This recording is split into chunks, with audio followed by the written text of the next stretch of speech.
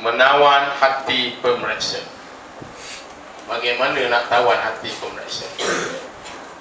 Kita nak tahu, kita nak buat persembahan satu presentation kepada pemeriksa, penanda kertas. Kita nak supaya penanda kertas ni bagi markah tinggi pada kita. Agak-agak macam mana? Agak-agak macam mana? Sebab tu orang dia nak minta duit dengan mak dia ataupun ayah dia, apa perlu dia buat? Boleh dia cakap, mak, duit RM50. Anak yang kedua, mak, ada duit tak? Anak yang ketiga, dia datang, dia urut dulu belakang mak dia. Mak ni banyaklah orang-orang tersimpul, mak. Kat kaki mak ni orang-orang tersimpul banyaknya. Saya picit, mak. Lepas picit, mak, tengah-tengah picit ni, oh sedap ni. Mak, nak pakai duit lah, mak, RM100. Tak apalah, sedap ni, tak apa. Sebab sedapnya ni, mak dia bagi RM100. Tak apalah, mak tambah RM200 ni. Nampak? Cara menawan hati penanda. Okey. Yang pertama, tulisan jelas. Tulisan kena jelas. Pendidikan syariah, tulisan dalam tulisan apa? Jawab dalam tulisan Jawi. Jawab dalam tulisan Jawi. Saya percaya sekolah Mahad ni tidak ada masalah. Sebab nak masuk Mahad dulu ada temu duga. Betul? Kena baca tulisan Jawi. Saya rasa begitulah. Nak masuk Mahad ni bukan satu perkara yang mudah. 2A tak dapat. Betul? 3A, 4A, 5A, 3A pun dah para hidup. Kena 4A juga. Jadi orang yang dapat 4A ni bukan orang yang sembarangan. Orang yang hebat. Anda ni anda hebat. Pelajar-pelajar yang hebat, pelajar-pelajar yang cemerlang. Jadi saya percaya, saya yakin tak ada masalah kalau tulis dalam tulisan Jawi. Cuma saya nak beritahu, tulislah dengan cantik. Sebab nak tawan hati pemeriksa ni, tulisan kena cantik. Tulisan kena cantik. Kalau awak tulis macam tulisan doktor, tak tahulah doktor zaman sekarang. Doktor zaman dulu, dia main tulis macam cakar itik. Cakar itik ke cakar ayam? Cakar ayam. Cakar ayam. Tapi doktor zaman sekarang ni tak banyak, tiba-tiba tengok dia print out dengan komputer je. Laporan dia. Sebab kena jelas. Bayang kalau kamu lah hantar kertas jawapan kamu tulis tulisan kamu sehingga payah pemeriksa ni nak baca. Lepas tu pemeriksa pula ada masalah rumah tangga. Malam tadi bergaduh dengan bini. Bini nak makan karipak, dia nak makan lepak pisang.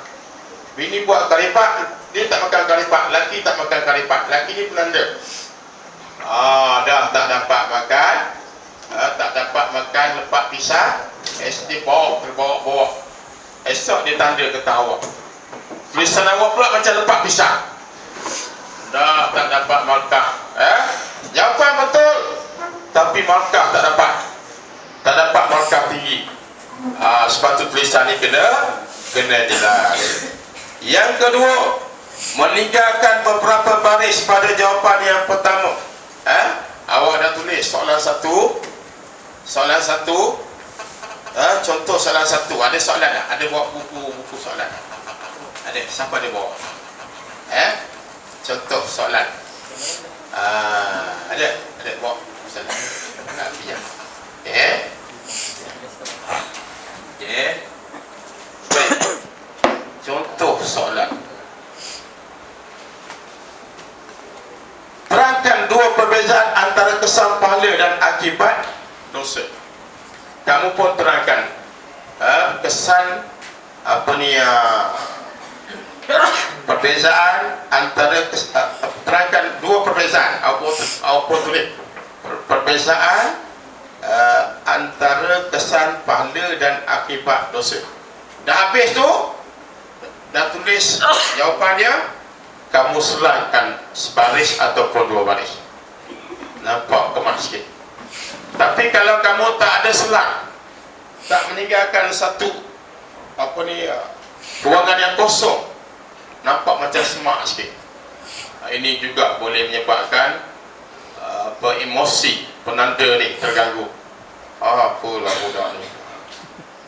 Jadi markah kurang. Takut dia kurangkan markah. Bahaya juga. Baik. Yang ketiga, setiap jawapan adalah dimulakan pada kertas yang baru. Baik, katakanlah soalan satu. Soalan satu, senaraikan dua peranan iman. 1A. Kamu pun jawab. 1A, peranan iman ialah. Kemudian selang sebagai. 1B pula, selang sebagai. 1C, terangkan 3 faktor yang mendorong seseorang melakukan dosa. Kamu pun jawab.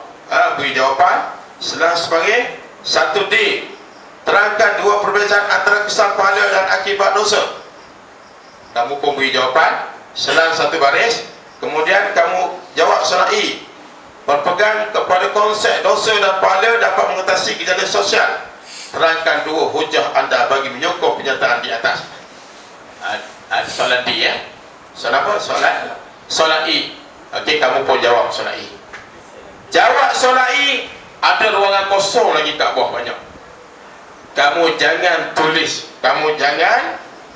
soalan 2. Kamu jangan jawab soalan 2 dalam ruangan soalan 1. Kamu gunakan ruangan berikutnya, halaman berikut. Boleh faham? Setiap jawapan adalah dimulakan pada kertas yang baru. Pada jawapan pada kertas jawapan soalan 2 hendaklah pada kertas yang baru. Jangan campur aduk dengan soalan 1. Ada pelajar ni dia buat error. Dia buat soalan 2 ni dalam soalan 1. Kemudian selepas soalan 5 ni dia buat error dia. Soalan 2A error dia buat. Elakkan daripada perkara tersebut. Kalau pemeriksa tu dia emosi dia stabil, dia nak bagi makan, dia bagi. Tapi kalau ada yang emosi tak stabil, dia tak bagi makan. Takut dia tak bagi makan. Dan dari segi undang-undang dan sifat aturan pun tak boleh. Tak boleh. Baik. Yang keempat, menerangkan kembali maksud soalan.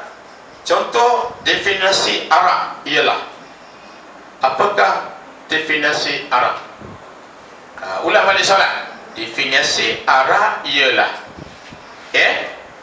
Jangan jawab apakah definisi arak, awak pun terus jawab makan minuman keras, minuman yang mabukkan. Kena ulang balik. Apakah definisi arak? Definisi arak ialah minuman yang memabukkan, contoh. Baik, mana kena ulang semula. Kena terangkan kembali maksud soalan, mana ulang balik maksud soalan. Baik. Yang kelima, tuliskan markah. Pada soalan awak tu kan ada markah di hujung, betul? Contohnya, terangkan 3 faktor yang mendorong ulama menyusun ilmu usul fiqh. Hujung tu ada 6 markah. Jadi bila awak jawab soalan, soalan yang berkaitan dengan faktor yang mendorong ulama menyusun ilmu usul fiqh, hujung tu awak tulis markah.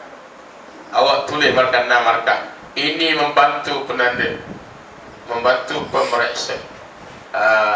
Bagus dah ni, pemeriksa senang. Dah ada markah tu, dia boleh bagi berapa. Bagi pun berdasarkan jawapan anda. Kalau dia nak kalau soalan tu dia nak 3 faktor, kena bagi 3 faktor. Tapi kalau dia kata soalan dia kata apa? Terangkan faktor yang mendorong ulama menyusun ulama usul fiqh. Tapi hujung tu